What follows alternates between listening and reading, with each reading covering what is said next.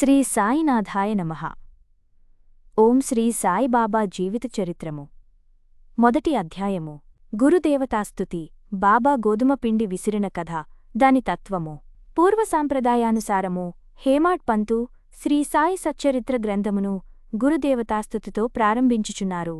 ప్రప్రథమముగా విఘ్నేశ్వరుని స్మరించుచు ఆటంకములు తొలగించి ఈ గ్రంథము జయప్రదముగా సాగునట్లు వేడుకొనుచు శ్రీసాయినాథుడే సాక్షాత్తు శ్రీగణేశుడని చెప్పుచున్నారు. పిమ్మట శ్రీ సరస్వతీదేవిని స్మరించి యామే తనని గ్రంథరచనకు పురికొల్పినందులకు నమస్కరించుచు శ్రీసాయియే సరస్వతీ స్వరూపులై తమ కథను తామే గానము చేయుచున్నారనియూ చెప్పుచున్నారు. తదుపరి సృష్టిస్థితిలయ కారకులగు బ్రహ్మ విష్ణు మహేశ్వరులను ప్రార్థించి శ్రీసాయే త్రిమూర్త్యాత్మక స్వరూపులనియూ వారు మనలను సంసారమును నదిని దాటించగలరనియూ చెప్పుచున్నారు. తరువాత తమ గృహదేవతయగు నారాయణ ఆదినాథునకు నమస్కరించి వారు కొంకణ దేశములో వెలసిరనియూ ఆ భూమి పరశురాముడు సముద్రము నుండి సంపాదించినదనియూ చెప్పుచూ వారి వంశ మూలపురుషుని స్తోత్రము చేసిరి. అటుపిమ్మట వారి గోత్ర ఋషియగు భరద్వాజమునిని స్మరించెను.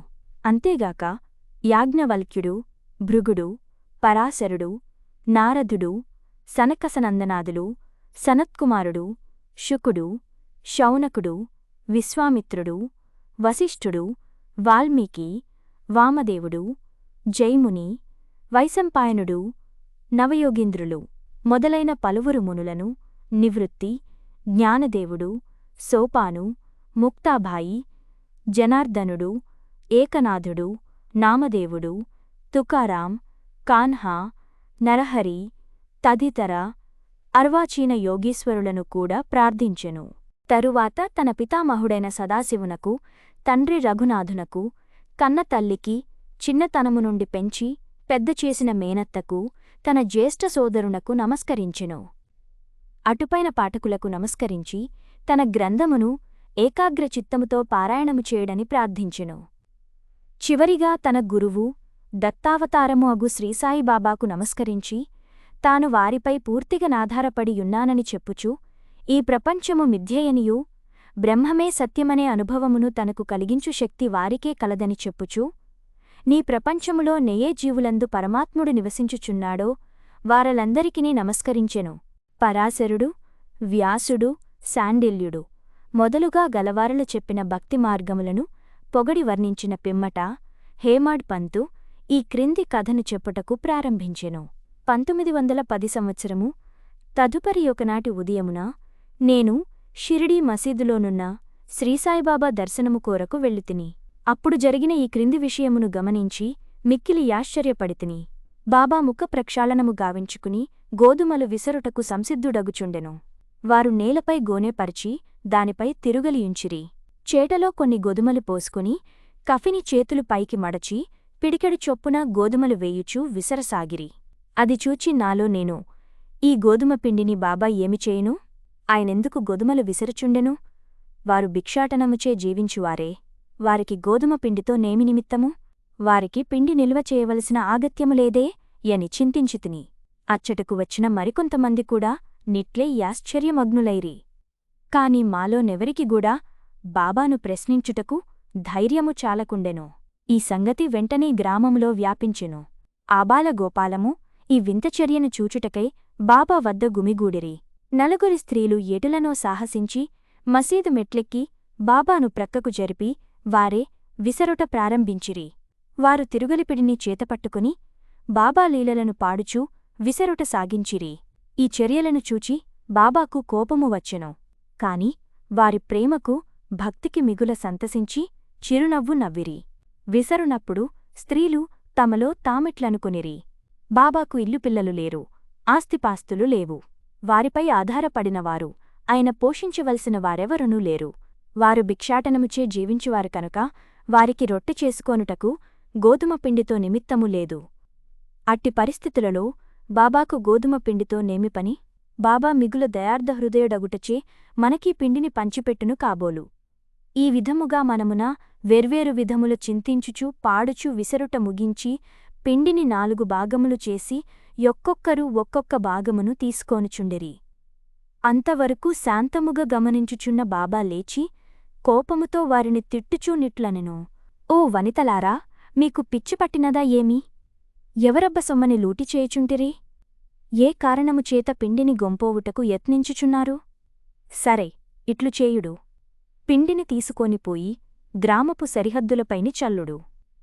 అది విని యా వనితలాశ్చర్యమగ్నులైరి, సిగ్గుపడిరి, గుసగుసలాడుకొనుచు ఊరు సరిహద్దుల వద్దకు పోయి బాబా యాజ్ఞానుసారము ఆ పిండిని చల్లిరి.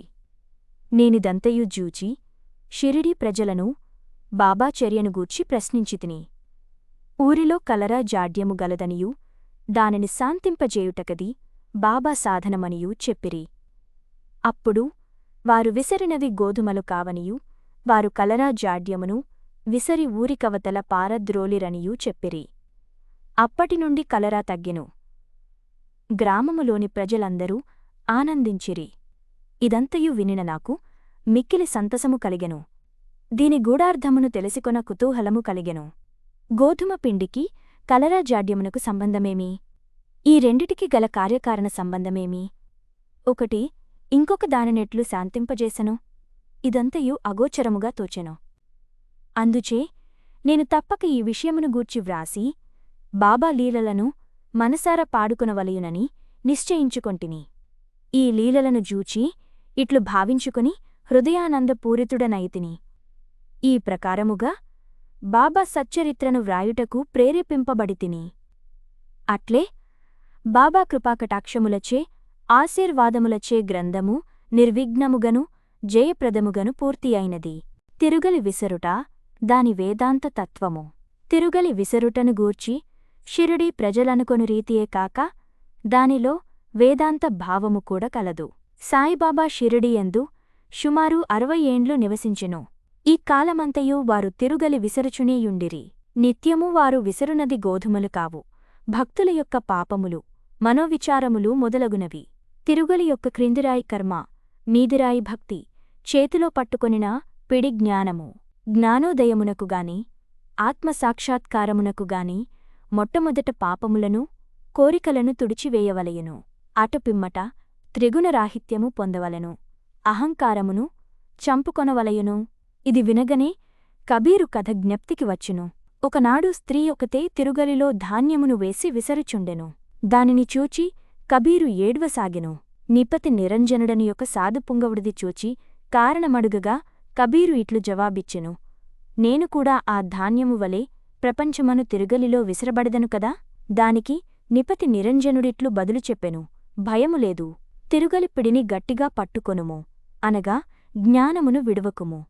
నేనెట్లు గట్టిగా పట్టియున్నానో నీవు అట్లే చేయుము. మనసును కేంద్రీకరించుము, దూరముగా పోనీయకుము. అంతరాత్మను జూచుటకు దృష్టిని అంతర్ముఖముగానిమ్ము. నీవు తప్పక రక్షింపబడెదవు. ఓం నమో శ్రీ సాయినాథాయ. శాంతిః శాంతిః శాంతిః. మొదటి అధ్యాయము సంపూర్ణము.